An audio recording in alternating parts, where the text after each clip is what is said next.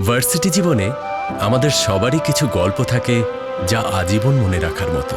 খুব মন খারাপে কিংবা অসময়ে মনের আঙিনায় এক্কা দোক্কা খেলে সেই গল্পগুলো। একদম চুপচাপ বই পুস্তক নিয়ে বসে থাকা ছেলেটি কিংবা মেয়েটিরও থাকে এমনই সব গল্প।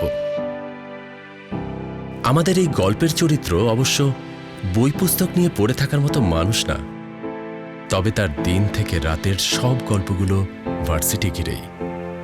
ও আচ্ছা, নামটি তো বলা হয়নি। ছোট বড় সবার কাছেই তিনি ভার্সিটির বড় ভাই নামে পরিচিত। তবে তার সুন্দর একটা নাম রয়েছে, সৈয়দ জামিন শাওন, যা ভার্সিটির খাতা কলমেই বন্দী।